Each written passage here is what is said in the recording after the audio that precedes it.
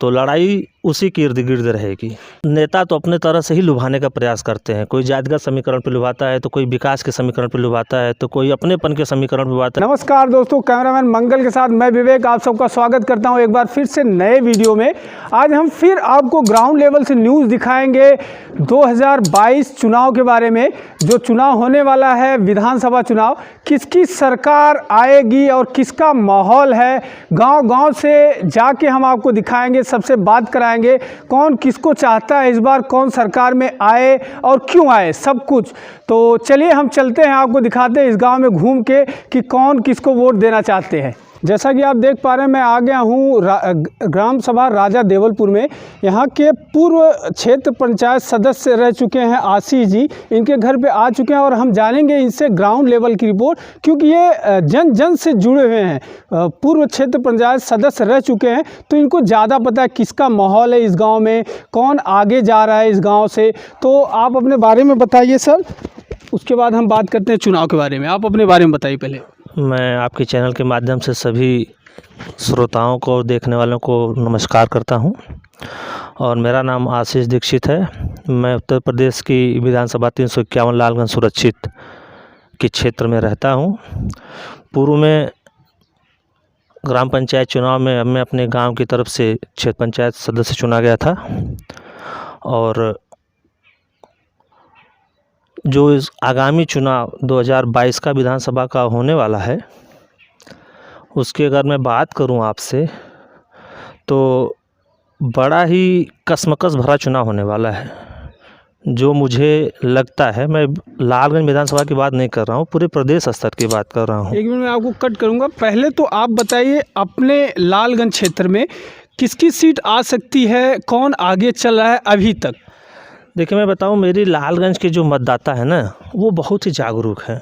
जागरूक का मतलब ये है कि ये बारी बारी से, कभी भी आप देखें कंटेस्ट जो होता है, जो लगातार समीकरण होता है, ये बदलते रहते हैं। कभी यहाँ पे सपा का चुनाव जीतता है तो कभी बसपा की जीतती है, भाजपा भी जीती है। पूर्व में तो मान लीजिए कांग्रेस हमेशा से ही चुनाव जीतती रही है, कभी भी रिपीटिंग विधायक उन्होंने दिया नहीं है यहाँ पे सुखदेव राजभर को छोड़ के। ओके, तो अभी यहाँ से कौन विधायक है आप बता सकते हैं। अभी यहाँ पे बसपा के पप्पू आज़ाद अरिमर्दन विधायक हैं, जो पिछले चुनाव में दरोगा सरोज जो भाजपा के सेकंड पे थे, बहुत ज़्यादा मार्जिन से वो चुनाव नहीं जीते थे। 2000 की मार्जिन थी भाजपा और बसपा के बीच की। तो वही समीकरण इस बार भी लालगंज में रहने वाला है।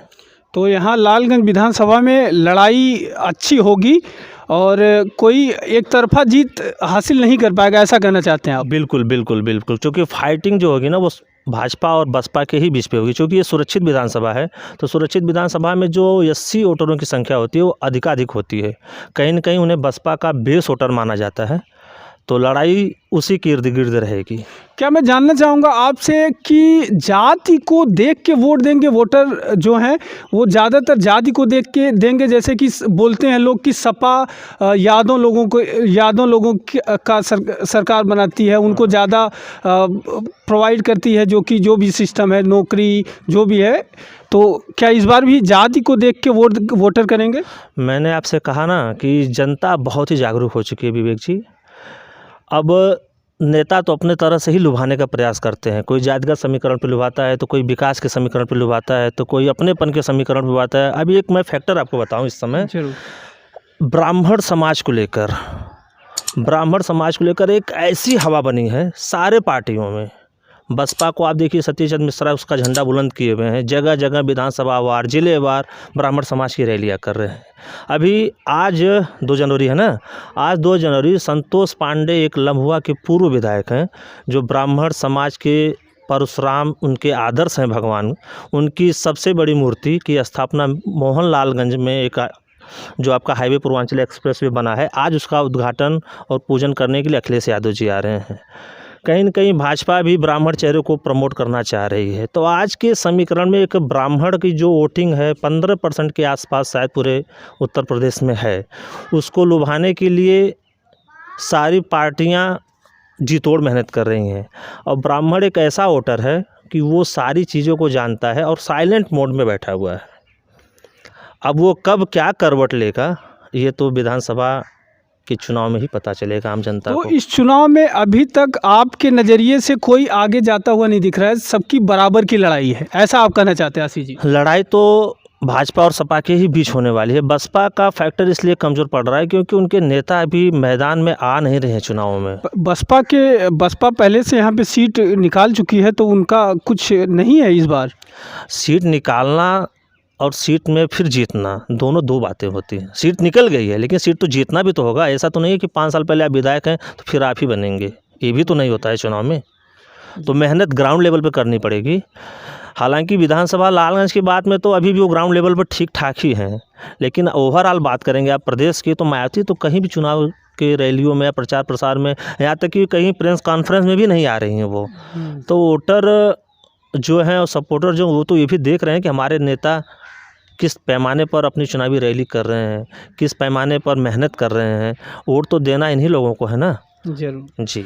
तो चलिए हम बात करते हैं, आप बताइए अपना नाम। विनय प्रकाश चौबे और मैं लालगंज विधानसभा क्षेत्र से, ग्राम राजा देवलपुर।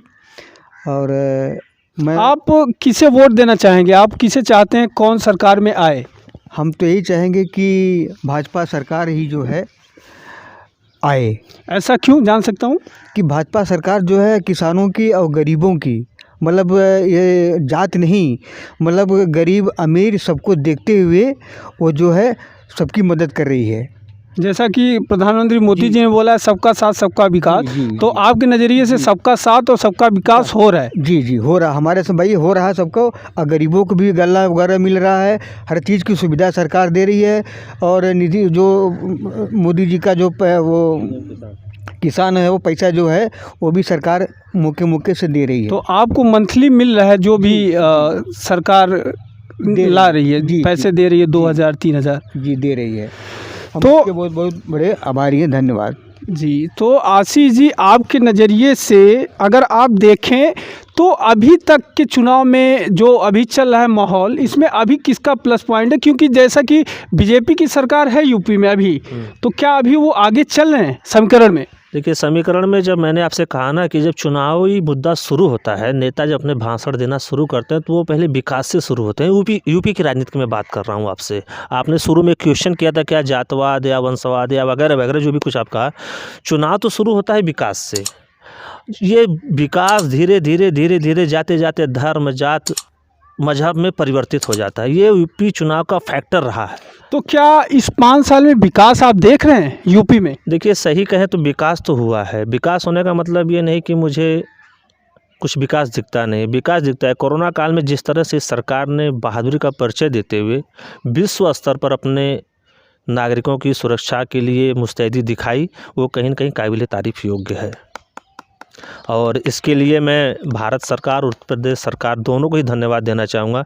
मुसीबत के समय, संकट के समय, आज चाहे प्रधानमंत्री अन्न योजना हो, पीएम किसान सम्मान निधि हो, या मज़दूरों के खाते में 500 रुपये, महिलाओं के खाते में 500 रुपये, जो ज़रूरत के समय थी उस समय गवर्नमेंट ने दिया है। इस चीज़ों को नकारा नहीं जा सकता है। जैसा कि पहले कुछ लोगों से बात कर चुका हूं मैं, तो उन्होंने बोला है कि ऐसा कि जैसे कि बीजेपी रेलवे को बेच रही है, ऐसा शब्द यूज किया उन्होंने, रेलवे को बेच रही है, बिजली को बेच रही है। तो क्या ऐसा कुछ है क्या? देखिए, कहने को विपक्ष हो या पक्ष हो अपनी अपनी बातें करता है। रेलवे बिकी कहाँ है? अगर हम आधुनिकीकरण कर रहे हैं, अगर उसे बेचना कहा जाता है तो फिर भाई बिकी रहे। हम भी अपने आप को बेच रहे हैं, नए नए कपड़े पहन रहे हैं, नए नए जूते पहन रहे हैं, नई नई चीज़ों का शौक़ पाल रहे हैं, तो हम भी तो बेच रहे हैं। उनके कहने का मतलब था जो कि प्राइवेट करना चाहते हैं रेलवे को, तो क्या उससे फ़ायदा होगा? देखिए, मैं इस सरकार की एक बड़ी उपलब्धि आपको बता देता हूँ जो मैंने देखी है। बिजली के लिए 5 साल पहले, 10 साल पहले हम लोग तरसते थे। तरसने का मतलब था कि कभी एक हफ्ते दिन में लाइट मिलती थी तो कभी एक हफ्ते रात में मिलती थी। पता चला कि 4-4, 6-6 दिन लाइट आती ही नहीं थी। आज कमोबेश गांव अंचल पे कम से कम 14 घंटे बिजली। हम कहीं भी बाहर से आते हैं, घूम के टहल के, खेतों से, मजदूरी से, या कहीं भी किसी भी काम से करते आते हैं, तो एक सुकून सा मिलता है जो कि हिंदू, मुस्लिम, सिख, ईसाई धर्म या जात के आधार पर नहीं मिली। राउंडिंग आप होल आप सबको मिलती है। उस सबके घर में 14 घंटे बिजली ग्राम सभा स्तर पर आती है, 18 घंटे बिजली तहसील स्तर पर आती है। तो हम आम पब्लिक को, आम किसानों को, आम जनता को जो एक सुविधा मिली है, जो किसी भी बिना भेदभाव की मिली है तो ये बिजली है। तो एक लास्ट क्वेश्चन होगा आशीष जी आपसे मेरा कि आप किसे वोट देना चाहते हैं, देखिए वोट तो या अभी आप डिसाइड नहीं कर पाए? चूँकि मैंने आपसे कहा ना कि जनता जागरूक हो चुकी है, ऐसे खुले मंचों पर वोट किसे देंगे किसे नहीं देंगे हम अभी देख रहे हैं, वेट एंड वॉच की स्थिति में हैं कि अभी क्या क्या हथकंडे चुनावी पार्टियां अपनाती हैं।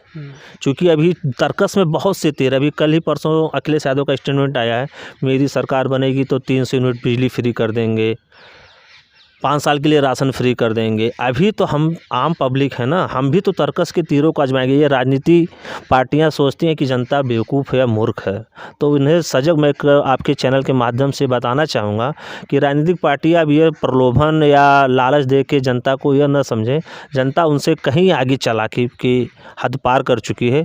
वो समीकरण को देखेंगे और स्थिति को देखेंगे, आपके वादे क्या हैं, आपने किए क्या हैं, सारी चीज़ों का आकलन करने के बाद जब ज़रूरी होगा तो हम उसके पक्ष में मतदान करेंगे। ये चैनल का मोटिव भी यही है कि हम जन जन की आवाज़ पूरे देश में फैलाएं, ताकि सबको पता चले जो वादे कर रहे हैं उससे जनता को क्या प्रभाव पड़ रहा है या फिर ये झांसा दे रहे हैं। इसके लिए तो आपका बहुत बहुत धन्यवाद, आपने अपना उचित समय दिया, कीमती समय दिया, आपका बहुत बहुत धन्यवाद आपका भी सर।